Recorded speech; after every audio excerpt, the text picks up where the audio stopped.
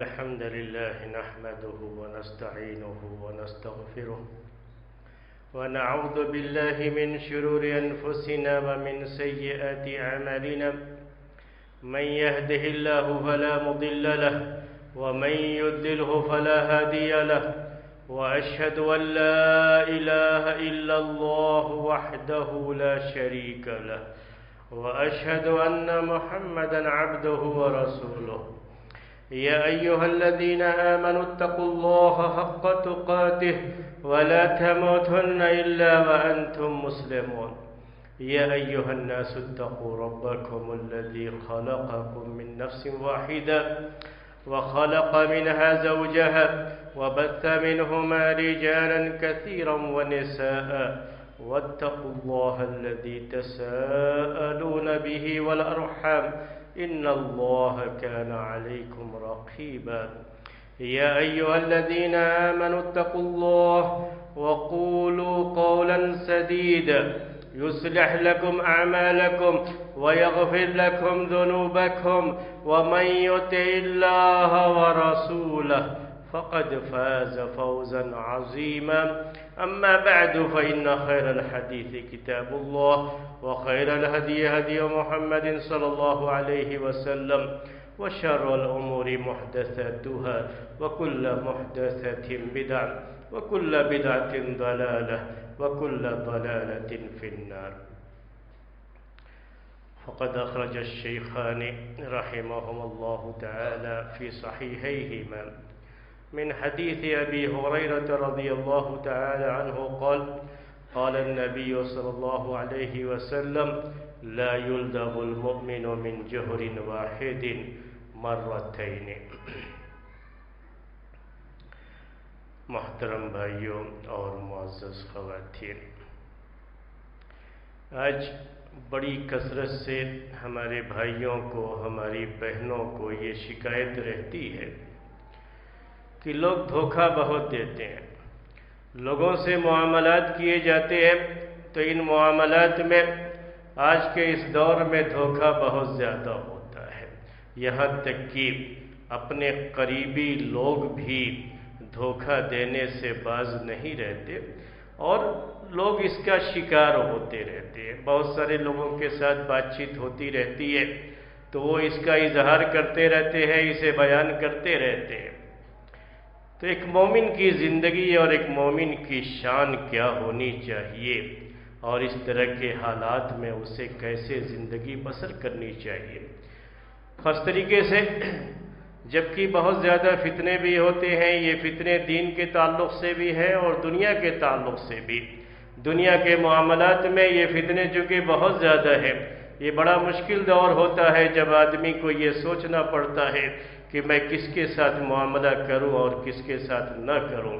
پیارے نبی صلی اللہ علیہ وسلم کے صحابہ نے یہ بات ذکر کی کہ ایک وقت ایسا بھی گزرا ہے کہ ہمیں کسی کے ساتھ بھی معاملہ کرنا ہو تو ہم جا کے معاملہ کر لیتے تھے، کسی کے ساتھ کوئی بھی لین دین کرنا ہو، کوئی بھی ڈیل کرنا ہو کسی کے ساتھ تو ہمیں پریشان نہیں ہونا پڑتا تھا، ہم کسی کے ساتھ بھی جا کر کے کوئی بھی معاملہ، کوئی بھی لین دین کر لیا کرتے تھے۔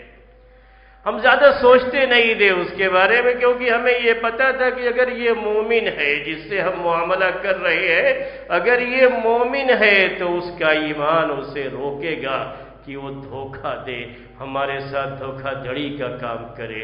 اور اگر غیر مسلم ہو، مومن نہ ہو، تب بھی یہ اطمینان ہوتا تھا کہ اس کے دل میں اتنا ڈر ہوگا کہ حاکم وقت تک اگر بات پہنچ گئی، خلیفہ وقت تک بات پہنچ گئی تو یہ خلیفہ پھر ہمیں چھوڑے گا نہیں اگر ہم نے کسی کے ساتھ دھوکہ دھڑی کا کام کیا، کسی کو دھوکہ دیا، کسی کے ساتھ کوئی غلط معاملہ کیا۔ تو ایک دور ایسا گزرا، صحابی بیان کرتے ہیں۔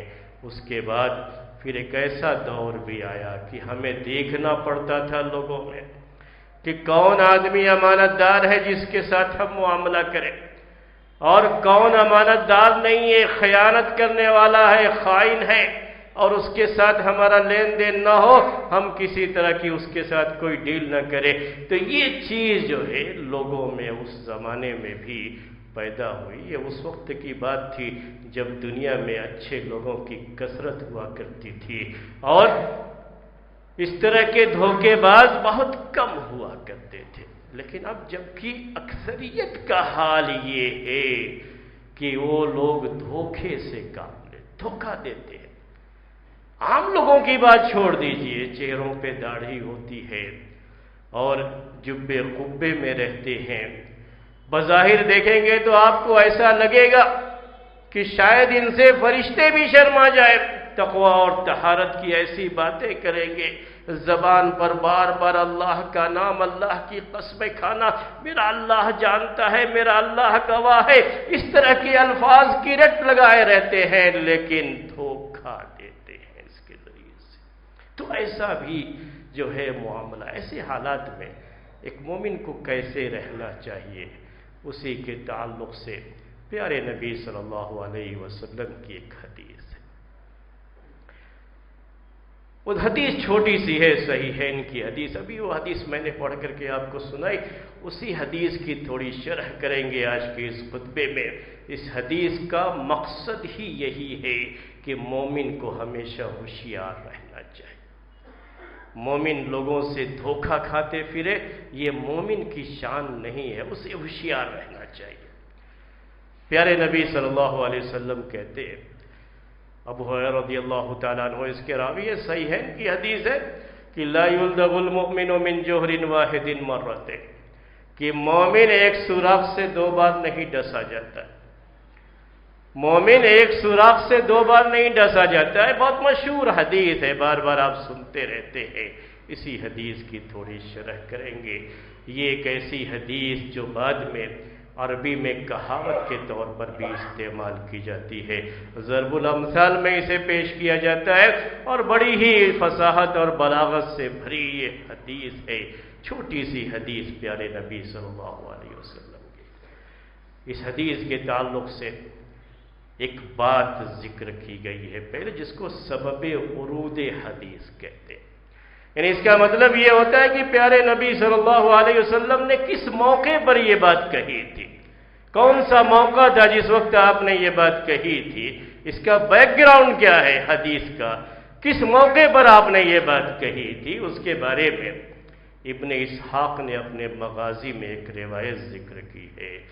امام ابن اسحاق نے ان کی کتاب المغازی، جو سیرت نبوی سے متعلق یہ ایک کتاب ہے، اس میں انہوں نے ایک روایت ذکر کی۔ وہ روایت یہ ہے کہ کہتے ہیں وہ کہ ابو عزہ الجمحی ایک جاہلی زمانے کا بڑا شاعر تھا، یہ بڑا مشہور شاعر تھا، اور یہ مشرکین مکہ کی طرف سے لڑا کرتا تھا مسلمانوں سے، اور اللہ کے رسول صلی اللہ علیہ وسلم کی شان میں گستاخیاں بھی کرتا تھا۔ یعنی اپنے اشعار میں یہ اللہ کے رسول صلی اللہ علیہ وسلم کی حجو بھی کرتا تھا، اس کے بارے میں یہ چیزیں مشہور تھی، اور مشرکین مکہ کو مسلمانوں کے خلاف لڑنے کے لیے بھڑکاتا رہتا تھا۔ اس کا یہ کام تھا۔ بدر کی لڑائی کے موقع پر مشرکین کی طرف سے یہ آیا تھا لڑنے کے لیے، تو مشرکین کے جو 70 آدمی قیدی بن گئے تھے بدر کی لڑائی میں، جب مسلمانوں کو اللہ تبارک و تعالی نے ایک شاندار فتح سے نوازا تھا، اس موقع پر یہ قیدی بن گیا تھا ابو عزہ الجمحی۔ اس موقع پر یہ جو ہے فیصلہ لیا تھا پیارے نبی صلی اللہ علیہ وسلم نے کہ جتنے بھی قیدی ہیں انہیں سے فدیہ لے کر کے ان کو چھوڑ دیا جائے۔ جتنے بھی قیدی ہیں، 70 آدمی قید ہوئے تھے مشرکین کے، ان سے فدیہ لے کر کے ان کو چھوڑ دیا جائے، یعنی ان سے کچھ پیسے لے کر کے ان کو چھوڑ دیا جائے۔ تو جب اس کا مسئلہ آیا ابو عزہ الجمحی کا کہ یہ فدیہ دے کر کے چھوڑ دیا جائے، تو اس نے آ کر کے پیارے نبی صلی اللہ علیہ وسلم کے سامنے رونا کے گڑانا شروع کر دیا۔ میں بہت غریب ہوں صاحب، بہت پریشانی، بہت بچے ہیں میرے، آل اولاد، میں اولاد والا ہوں، اور میں کہاں سے ان کو کوئی جو ہے ان کے کھانے پینے کا انتظام نہیں، کچھ نہیں، وہ تو ہمارے لیے ایک نوالے کے لیے لالے پڑتے ہیں، ہم کہاں سے یہ فدیہ دیں گے، مجھے معاف کر دیجئے، مجھے چھوڑ دیجئے۔ بڑا رویا، گڑگڑایا، پیارے نبی صلی اللہ علیہ وسلم نے کہا چھوڑ دو اس کو، اسے چھوڑ دیا، وہ چلا گیا وہ آدمی۔ پیارے نبی صلی اللہ علیہ وسلم نے چھوڑنے سے پہلے اس سے عہد لیا تھا کہ ہم چھوڑ تو رہے ہیں لیکن دوبارہ کبھی اپنے اشعار کے ذریعے سے پیارے نبی صلی اللہ علیہ وسلم کی شان میں گستاخی نہیں کرنا، آپ کی ہجو نہیں کرنا، کوئی برائی نہیں کرنا، اور مشرکین مکہ کو مسلمانوں کے خلاف بھڑکانا نہیں کہ جاؤ ان سے لڑو، ان سے جنگ کرو، یہ کام نہیں کرنا۔ اگر اس کا وعدہ کرتے ہو تو چھوڑ دیتے۔ کہا ہاں صاحب، جیسا آپ کہتے ہیں ویسے ہی، بالکل ویسے ہی کروں گا۔ اس طرح سے اللہ کے رسول صلی اللہ علیہ وسلم نے چھوڑ دیا، لیکن اپنی اسی حالت پر وہ باقی رہا۔ ابو عزہ الجمحی، اس کا کام وہی رہا، اپنی دشمنی وہ نبھاتا رہا۔ پیارے نبی صلی اللہ علیہ وسلم نے تو اس کے اوپر احسان کیا، احسان کر کے چھوڑ دیا، لیکن اپنی دشمنی وہ نبھاتا رہا۔ یہاں تک کہ احد کی لڑائی جب ہوئی، اس میں بھی وہ آیا مشرکین کی طرف سے لڑنے کے لیے۔ اس موقع پر پھر گرفتار ہو گیا، مسلمانوں کی قید میں آ گیا یہ ابو عزہ الجمحی، اور اس موقع پر اس نے یہ بات پھر کہی، میرے اوپر احسان کر دیجئے، غلطی ہو گئی، معاف کر دیجئے، مجھے چھوڑ دیجئے۔ پھر سے وہی گڑگڑانے والا انداز، پھر سے وہی اللہ کے رسول صلی اللہ علیہ وسلم سے معافی مانگنے والا وہی انداز جو پہلے تھا، اس نے پھر اسی انداز سے معافی مانگنی چاہیے۔ تو اللہ کے رسول صلی اللہ علیہ وسلم نے کہا میں تم کو چھوڑ دوں، تم جاؤ گے اس کے بعد مکہ اور جا کر کے کہو گے کہ میں نے 2 مرتبہ ان کو ماموں بنایا، یعنی آج یہاں کی زبان میں کیا کہتے ہیں، ماموں بنانا جسے کہتے ہیں، میں نے جو ہے 2 مرتبہ ماموں بنا دیا، کیسا آدمی ہے یہ؟ جا کر کے تم مکے میں یہ کہو گے، ہم اردو میں محاورے میں کہتے ہیں الو بنانا، اصل میں یہ کہا کہ تم جا کر کے یہ کہنا شروع کرو گے، اس کے بعد کیا سمجھتے ہو کہ مومن ایسا ہوتا ہے؟ اور اسی موقع پر اللہ کے رسول صلی اللہ علیہ وسلم نے یہ بات کہی، لا یلدغ المؤمن من جحر واحد مرۃ۔ مومن کو اتنا بیوقوف مت سمجھو، مومن کوئی بیوقوف آدمی نہیں ہوتا کہ جب جو چاہے اس کو دھوکہ دیتا رہے اور وہ دھوکہ کھاتا رہے۔ نہیں، ایک مرتبہ دھوکہ ہو جائے تو اس کے بعد مومن اتنا ہوشیار ہوتا ہے، تجربہ ایک مرتبہ ہو گیا، بار بار تجربہ نہیں کیا جاتا ہے۔ کہا ایک مرتبہ جب تجربہ ہو گیا تو ایک سوراخ سے 2 بار نہیں ڈسا جائے گا۔ اب دوبارہ تم کو جو ہے معاف کر کے ہم غلطی نہیں کر سکتے، یہ دوبارہ تمہیں چھوڑ کر کے ہم یہ دوبارہ غلطی نہیں کر سکتے۔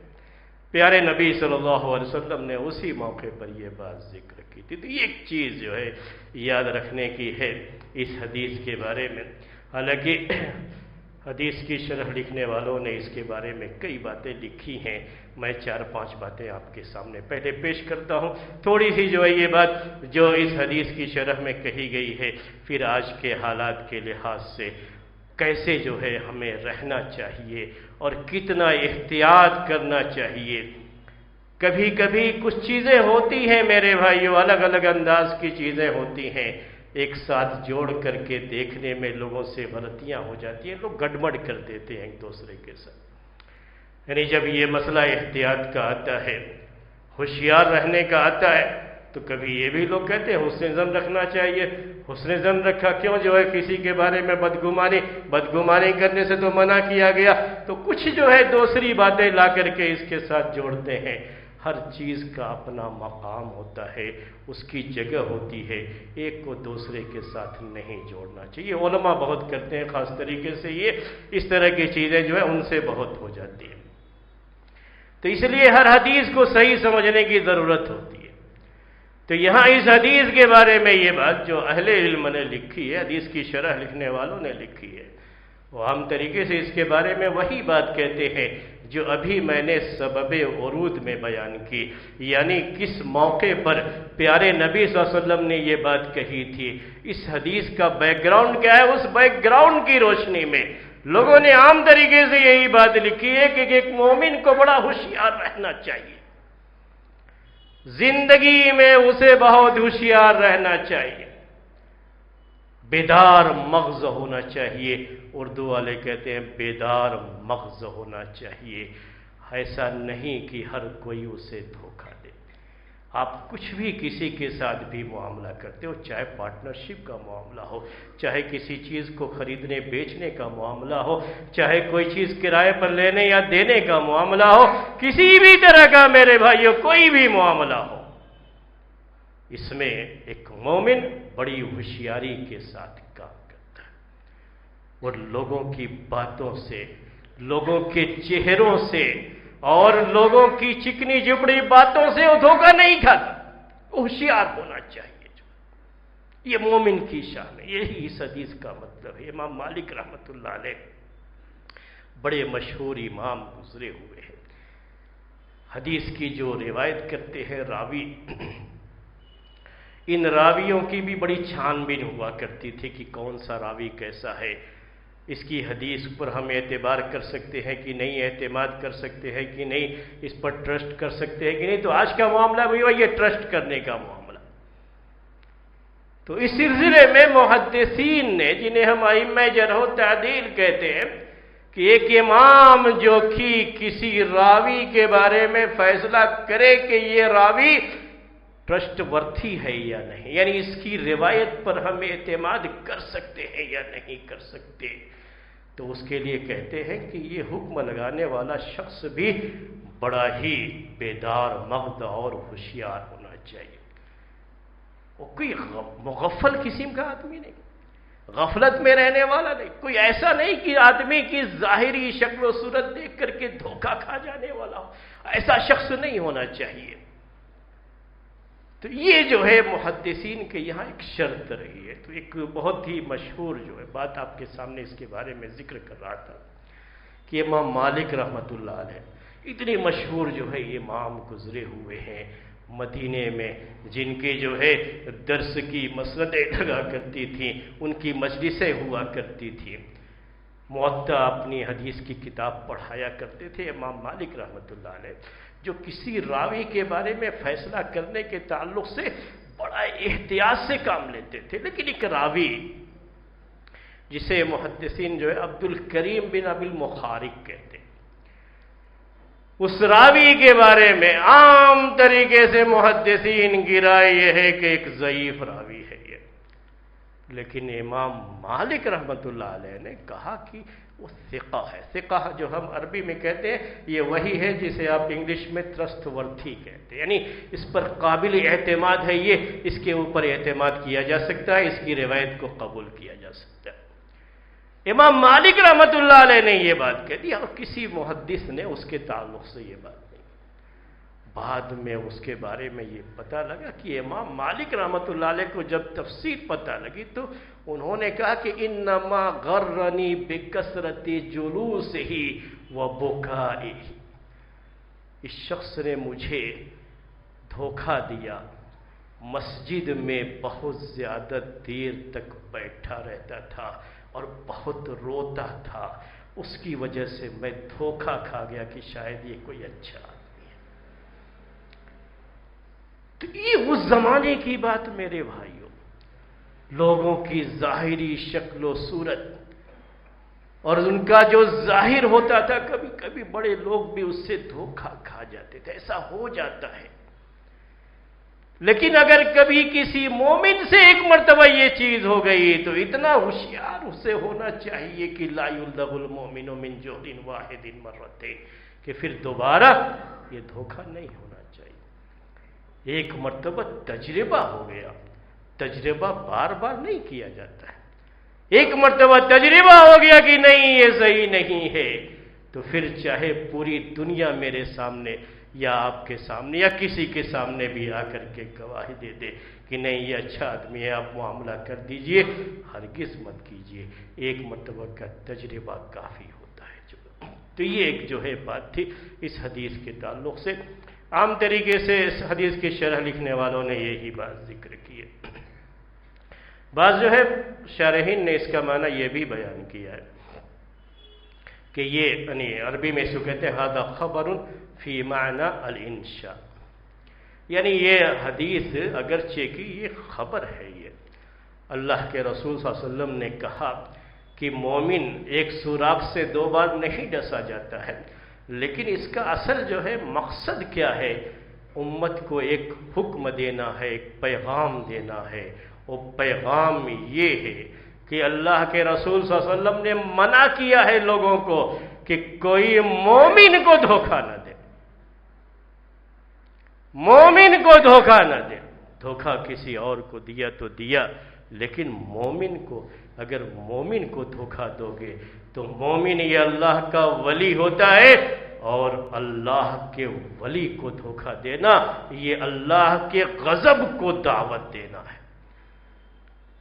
اس لیے کسی مومن کو دھوکہ مت دینا۔ تو یہ معنی بھی بعض جو ہے لوگوں نے یہ بات اس حدیث کی شرح میں یہ معنی ذکر کیا ہے۔ حالانکہ جو بات میں نے ابھی ذکر کی آپ کے سامنے، یہ اس حدیث کا جو بیک گراؤنڈ ہے اس کے ساتھ یہ معنی اتنا میل نہیں کھاتا۔ بعض لوگوں نے اس کا معنی بیان کرتے ہوئے یہ بات ذکر کی ہے حدیث کی شرح کرتے ہوئے کہ اس میں جو مرتين کہا گیا تو یہ جو ہے مرتن فی الدنیا و مرتن فی الآخرہ، کہ مومن 2 بار دھوکہ نہیں کھائے گا، 2 بار دھوکہ نہیں کھائے گا۔ اس کا مطلب کیا ہے کہ دنیا میں بھی دھوکہ کھائے پھر آخرت میں بھی دھوکہ کھائے؟ ایسا نہیں ہو سکتا۔ اگر مومن کو کسی شخص نے دنیا میں دھوکہ دیا ہے تو وہ اس بات کو نوٹ کر لے کہ کل قیامت کے دن اسے مومن کو دھوکہ دینے کی سزا ملے گی، وہاں مومن دھوکہ نہیں کھائے گا۔ یہاں ہو سکتا ہے کہ کسی شخص نے مومن کو اپنی چرب زبانی سے، اپنی کذب بیانی سے اسے دھوکہ دے دیا ہو، لیکن آخرت میں اسے دھوکہ نہیں ہو سکتا۔ تو یہ معنی بھی بعض لوگوں نے ذکر کیا، اور بھی جو ہے چیزیں اس کے اندر ذکر کی ہیں۔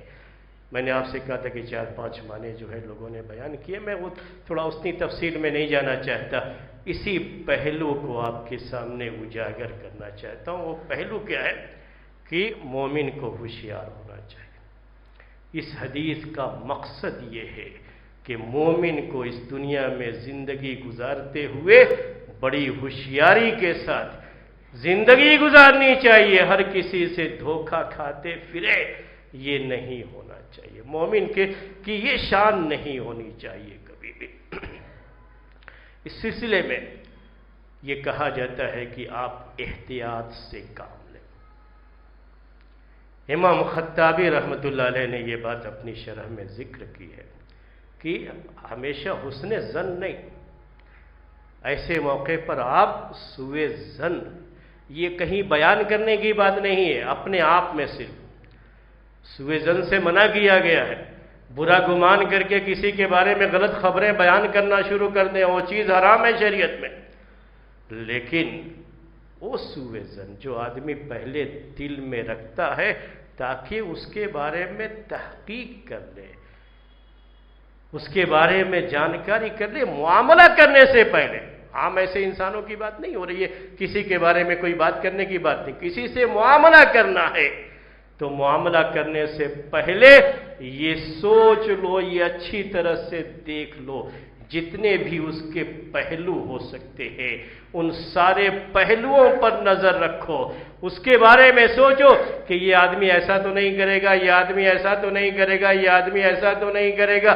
جتنی بھی جو ہے چیزیں سوچنے کی ہو سکتی ہے اس میں کچھ سوء ظن کا معاملہ بھی آئے گا، کوئی حرج نہیں ہے۔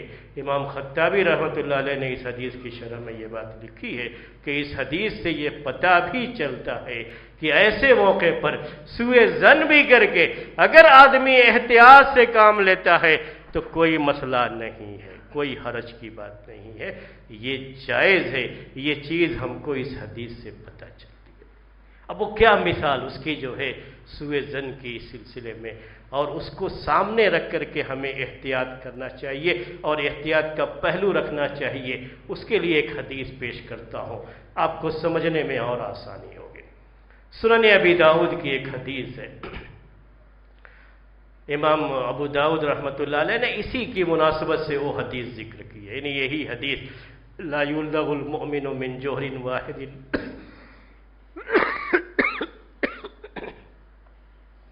یہ جو حدیث ہے اسی حدیث کے مناسبت سے وہ جو ہے حدیث، لمبی حدیث جو ہے وہ ذکر کی ہے۔ اس حدیث میں تھوڑا کلام ہے، وہ پہلی بات میں آپ کے سامنے پیش کر دیتا ہوں۔ اس حدیث کی سند میں بھی ابن اسحاق، جن کا ذکر ابھی ہم نے کیا تھا آپ کے سامنے، جن کو مغازی کا امام کہا جاتا ہے، انہوں نے ان کے ساتھ اس کو روایت کیا ہے، اور ایک اور جو ہے راوی وہ جو ہے مجہول کہلاتے، مجہول الحال۔ تو اس سند کے ساتھ امام ابو داؤد رحمۃ اللہ علیہ نے اس حدیث کو بیان کیا ہے۔ میں اس حدیث کو سمجھنے کے لیے وہ بات آپ کے سامنے پیش کر رہا ہوں۔ اس حدیث میں یہ ہے کہ عبداللہ بن عمرو یہ جو ہے روایت کرتے ہیں، یہ اصل عبداللہ بن عمرو بن عاص جو مشہور صحابی ہیں وہ نہیں ہے اصل، یعنی یہ پہلے ذہن میں رہنا چاہیے۔ ان کے والد کا نام عمرو اور ان کے والد کا نام تھوڑا سا ذہن میں مجھے اس وقت یہ فقدہ یا اس طرح کا جو ہے لفظ جو ہے ان کے والد کے نام میں آتا ہے۔ یہ عبداللہ بن عمرو بن فقدہ، تھوڑی دیر کے لیے مان کر کے ہم چلتے ہیں، وہ روایت کرتے ہیں اپنے باپ سے، یعنی ان کے باپ عمرو ہیں۔ یہ وہ کہتے ہیں کہ پیارے نبی صلی اللہ علیہ وسلم نے مجھے بلایا، فتح مکہ کے بعد کی بات ہے، مکہ فتح ہونے کے بعد کی بات ہے یہ، تو یوں سمجھ سکتے ہیں آپ کہ یہ ہجرت کا 9واں سال ہے جس وقت کا یہ واقعہ ہے۔ کہتے ہیں مجھے بلایا پیارے نبی صلی اللہ علیہ وسلم نے اور کہا کہ مجھے کچھ مال اب جو ہے ابو سفیان کے پاس بھیجنا ہے۔ ابو سفیان مکے میں تھے، اس وقت مسلمان ہو چکے تھے وہ، اور جو ہے وہاں پر لوگ مسلمان تھے، تھوڑے غریب قسم کے لوگ تھے، ان غریبوں کی، ان مسکینوں کی مدد کرنی تھی، تو آپ مدینے سے ان کے لیے مال بھیجنا چاہ رہے تھے، اور چونکہ وہاں مکے میں ابو سفیان کی حیثیت ایک سردار کی تھی، تو انہی کے پاس بھیج کر کے ان کے ذریعے سے مال تقسیم کروانا تھا۔ تو آپ نے کہا ان سے، عمر بن فقدہ سے جو ہے، یا عمر بن فقدہ جو ہے یہ راوی، ان سے آپ نے کہا کہ آپ جو ہے مکہ جائیے، میں آپ کے ساتھ سامان کچھ بھیجنا چاہتا ہوں، اور یہ بھی کہا کہ چونکہ اکیلے سفر کرنا مناسب نہیں ہوتا تھا، اس زمانے میں اکیلے سفر کرنے سے اللہ کے رسول صلی اللہ علیہ وسلم بھی منع کرتے تھے۔ سنن ابی داؤد کی ایک حدیث ہے کہ الراکب شیطان والراکبان شیطانان، کہ اکیلا آدمی سفر کرتا ہے تو سمجھو شیطان ہے، 2 آدمی ہو تب بھی سمجھو 2 شیطان ہیں، کم سے کم 3 آدمی، اور بہتر یہ ہے کہ کم جو ہے 4 آدمی ہو سفر میں، تو یہ اچھا ہے۔ اس زمانے کی بات ہے، وہ راستے کے لحاظ سے وہ چیز ہوتی تھی۔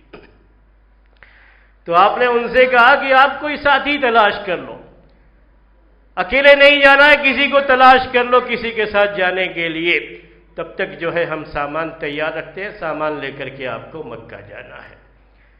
یہ عمر بن فقدہ جو ہے یہ کہتے ہیں کہ میں جو گیا اس کے بعد تلاش کر رہا تھا، تو عمر بن امیہ ضمری، یہ ایک دوسرے جو ہے صحابی ہیں، ان کا نام بھی عمرو ہے، بس باپ کے نام میں فرق ہے، یہ عمرو بن امیہ ضمری ہیں، ان کے باپ کا نام امیہ، وہ اچھی طرح سے میرے ذہن میں ہے۔ تو یہ عمرو بن امیہ ضمری رضی اللہ تعالی عنہ، انہوں نے کہا کہ ٹھیک ہے میں آپ کے ساتھ چلنے کے لیے تیار ہوں، آپ جو ہے لے لیجئے جو بھی سامان لے کے جانا ہے، دونوں ساتھ میں نکل جائیں گے۔ اس کے بعد یہ آئے اللہ کے رسول صلی اللہ علیہ وسلم کے پاس اور آ کر کے کہا، اے اللہ کے رسول مجھے ساتھی مل گیا ہے، آپ سامان دیجئے، ہم سفر کے لیے تیار ہیں۔ کہا کہ کون ہے؟ اب یہی چیزیں ہوتی ہے، ہوشیار رہنے والی جو بات ہے نا، یہ وہیں سے کہا کہ کون جا رہے ہیں تمہارے ساتھ؟ اللہ کے رسول صلی اللہ علیہ وسلم مال بھیج رہے ہیں یہاں سے، احتیاط بہت ضروری ہے۔ کہیں بھی آدمی جو ہے، پہلے سوء ظن جو ہے جائز نہیں ہے، لیکن کیا ہے، احتیاط ضروری ہے۔ احتیاط میں کبھی یہ پہلو بھی آ جاتا ہے۔ آپ نے پوچھا کہ کون ہے جو تمہارے ساتھ جانے والے ہیں؟ کہا عمر بن امیہ ضمری۔ ان کا علاقہ اصل میں، جو ان کا اصل علاقہ تھا وہ راستے میں پڑتا تھا۔ ان کی جو قوم تھی، ان کا جو قبیلہ تھا وہ مکے کے راستے میں پڑتا تھا۔ تو پیارے نبی صلی اللہ علیہ وسلم نے ان سے کہا، عمر بن غدہ سے، کہ اذا حبت بلاد قومہ فاحذر منہ، جب اس آدمی یعنی جو تمہارے ساتھی ہیں ان کے علاقے سے گزرنا، جو ان کا علاقہ ہے، ان کے قبیلے کا علاقہ ہے نا، اس علاقے سے جب گزر ہو تو احتیاط کرنا، بچ کے رہنا۔ یہ حدیث کے الفاظ ہیں، کہا کہ بچ کے رہنا اس موقع پر۔ اب یہاں ہے تھوڑا سا جو ہے آدمی کہہ سکتے ہیں آپ کی جو ہے وہ سوء ظن کی بات ہو گئی، پھر کیوں جو ہے، یعنی ایک تھوڑا ڈر ہو سکتا ہے کہ بھئی ان کا علاقہ جہاں ہے، کہیں دل میں شیطان آ گیا، کسی کے بارے میں کوئی کچھ جانتا نہیں۔ اسی کو کہتے ہیں احتیاط۔ یہ ہوشیاری جو ہے، یہ چالاکی، یہ جو ہے ایک مومن کے اندر یہ چیز ہونی چاہیے۔ وہاں ایسا ہو سکتا ہے، تو یہ چیز ہو سکتی ہے، یہ پاسبل ہے، جو کہتے ہیں نا یہ پاسبل ہے، یہ پاسبل، تو یہ چیز ہو سکتی ہے۔ اس کو سامنے رکھ کر کے ہی ہم کو فیصلہ کرنا پڑتا ہے، ہم کو سوچنا پڑتا ہے۔ جو آدمی بڑا ہوشیار ہوتا ہے، بڑا بیدار مغز ہوتا ہے، وہ یہ ساری چیزیں سامنے رکھ کر کے چلتا ہے۔ اور یہی بات آپ نے اس صحابی سے کہا کہ تم کو وہاں پر احتیاط کرنا ہے۔ پھر آپ نے آگے ایک بات کہا کہ پہلے سے عرب لوگ یہ بات کہتے رہے ہیں۔ اردو میں ہم اس کو محاورے میں کہیں تو کہہ سکتے ہیں کہ عربی کی ایک کہاوت ہے۔ جیسے ہم یہاں کہتے رہتے ہیں اردو میں کہاوت ہے، گجراتی میں کہاوت ہے، مراٹھی میں کہاوت ہے، ہر زبان کی کہاوت ہوتی ہے نا، تو ویسے ہی عربی کی ایک کہاوت ہے۔ پیارے نبی صلی اللہ علیہ وسلم نے کہا ان سے کہ عربی کی ایک کہاوت ہے کہ اخوک البکری فلا تأمنہ، یا بعض لوگ جو ہے ولا تأمنہ، بعض لوگوں نے اسے جو ہے اخوک البکری پڑھا ہے۔ اس کا معنی کیا ہوتا ہے؟ جو ہم بکری پڑھیں گے تو بکری کے پنج میں الگ جو ہے ہوتا ہے، لیکن بکری پڑھتے ہیں تو کیا معنی ہوتا ہے؟ اس کا معنی اردو میں یہ ہوا کہ بکری کہتے ہیں اخوک البکری، تمہارا بڑا بھائی، سگا بھائی۔ تو عربوں میں یہ کہاوت رہی ہے کہ تمہارا سگا بھائی، اس سے بھی بچ کے رہنا، بے خوف نہیں رہنا اس سے، اندھا اعتماد نہیں کرنا۔ جیسے ہمارے دین میں میرے بھائیوں بلائنڈلی کسی کو فالو نہیں کرنا ہے، تو یہاں بلائنڈلی کسی کو ٹرسٹ بھی نہیں کرنا ہے۔ بالکل اندھے ہو جائے، اندھا جو ہے پورے طریقے سے اعتماد کر لیا، ٹرسٹ کر لیا، اور جب دھوکہ ہوتا ہے تو کہتے کہ میں تو اتنا اس کے اوپر اعتماد کر لیا، یہ کر لیا، یہ کر لیا، اور اس نے مجھے دھوکہ دیا۔ اس وقت رونے سے کوئی فائدہ نہیں۔ یہ بلائنڈلی ٹرسٹ بھی شریعت میں جائز نہیں ہے۔ یہی اس حدیث کا مطلب ہے۔ تو کہا کہ اللہ کے رسول صلی اللہ علیہ وسلم جب علاقے سے گزرو اس کے، تو وہاں احتیاط کرنا، وہاں ذرا ہوشیار رہنا۔ کہا جب ہم پہنچے، دونوں نکل گئے مکے سے، مدینے سے مکے کی طرف، راستے میں جب اس کے قبیلے کا علاقہ وہ آیا تو اس شخص نے کہا کہ میں ذرا یہاں تھوڑی دیر میرا انتظار کر لو، میں جو ہے میری قوم سے تھوڑا مل کے آتا ہوں۔ انہوں نے کہا ٹھیک ہے، اچھی بات ہے، جاؤ۔ کہا کہ جب آدمی نکل گیا تو مجھے اللہ کے رسول صلی اللہ علیہ وسلم کی بات یاد آ گئی کہ جب اس کے علاقے سے گزرنا تو احتیاط کرنا، بے خوف نہیں رہنا، وہاں ہوشیار رہنا۔ کہا جیسے ہی خیال آیا میں اپنے اونٹ کو تیز بھگا کر کے آگے نکل گیا وہاں سے۔ کہا جب میں آگے نکل گیا تو اس کے بعد کیا دیکھ رہا ہوں کہ پیچھے سے یہ اپنی قوم کے تقریباً جو ہے 10 سے کم آدمی ان کو ساتھ لے کر کے آ رہے ہیں میرے پاس۔ مجھے فوراً یاد آ گئی اللہ کے رسول صلی اللہ علیہ وسلم کی بات۔ یہ میرے بھائیوں یہ ہے، آج کا یہ دور تو آپ جانتے ہیں کہ اپنا سگا بھائی بھی اپنا نہیں ہوتا ہے۔ یہ عربی کی وہی کہاوت ہے، عام طریقے سے یہ ہوتا ہے، یہ مشہور بات، یہ زیادہ جو ہے صحیح ہوتا ہے۔ یہ اس میں بھی کوئی شبہ نہیں ہے کہ بعض بھائی بہت اچھے بھی ہوتے ہیں اور بڑے جو ہے جو ہیلپنگ نیچر جو آج کل کہا جاتا ہے اس کے لحاظ سے بڑی مدد کرتے ہیں، ان سے بڑی مدد ملتی ہے، اس سے ہم انکار نہیں کرتے ہیں، وہ اپنی جگہ پر صحیح۔ ہم بہت سے جانتے ہیں، ہمارے بہت سارے شاگرد ہیں جو بھائی دونوں ہمیشہ ساتھ رہتے ہیں، ان کے آپس میں بڑی محبت ہوتی ہے اور بڑے جو ہے محبت سے رہتے ہیں، ہم ان کے اوپر رشک کرتے ہیں، ایسے بھی ہوتے ہیں لیکن کم ہوتے ہیں۔ بہت خوش ہوتے ہیں جب ہم ان کو ساتھ ساتھ دیکھتے رہتے ہیں، تو بہت خوشی ہوتی ہے۔ ہونا تو ایسے ہی چاہیے بھائی کو، لیکن ہر کوئی ایسا نہیں ہوتا۔ بھائی تو یوسف کے بھی تھے نا، آدم علیہ السلام کے 2 بیٹے، وہ بھی تو آپس میں بھائی تھے، جس نے اپنے بھائی کی ہی گردن مار دی۔ تو بھائی تو ہمیشہ بھائی کے اوپر بھی بلائنڈلی جو ہے بالکل ٹرسٹ تو نہیں کیا جا سکتا۔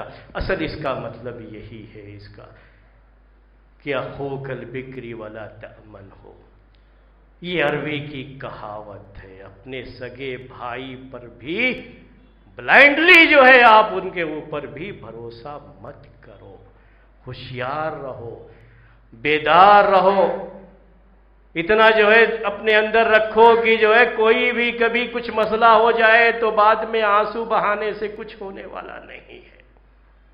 پہلے سے ہی ہوشیار رہو۔ کبھی دھوکہ ہو گیا تو ایک مرتبہ ہونے کے بعد دوبارہ دھوکہ ہو، اتنی ہوشیاری تو آ جانی چاہیے مومن کو، یہ چیز جو ہے اس کے دل کے اندر ہونی چاہیے۔ تو یہ ایک حدیث بھی پوری نہیں ہوئی۔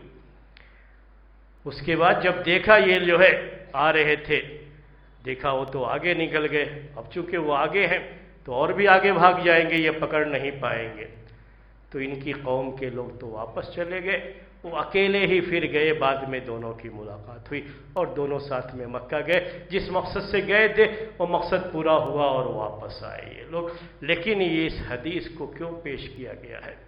یہ سمجھنے کے لیے کہ احتیاط بہت ضروری ہے۔ زخم جب اپنوں کے لگتے ہیں میرے بھائیوں تو تکلیف بہت زیادہ ہوتی ہے۔ اگر دھوکہ اپنوں سے ہو جاتا ہے تو وہ تکلیف برداشت سے باہر ہوتی ہے، یہ ہر کوئی جانتا ہے، ہر کوئی سمجھتا ہے۔ اسی لیے احتیاط سے کام لیں، یہی اس حدیث کا مطلب ہے۔ لا یلدغ المؤمن من جوہر واحد مرتین، کہ مومن اتنا ہوشیار رہتا ہے، اتنا احتیاط کرنا چاہیے اسے، کسی کے ساتھ بھی کوئی معاملہ کرنے سے پہلے اچھی طرح سے سوچ بچار کر لینا چاہیے، کوئی اسے دھوکہ نہ دے، لوگوں سے دھوکہ کھانے والا نہیں بننا چاہیے بلکہ ہوشیار رہنا چاہیے۔ اللہ تبارک و تعالی ہم سب کو لوگوں کے دھوکوں سے اور لوگوں کے اس مکروہ چہرے سے محفوظ رکھے۔ آمین۔ اقول قولی ھذا واستغفر اللہ لی ولکم ولسائر المؤمنین فاستغفروہ انہ هو الغفور الرحیم رب العالمین۔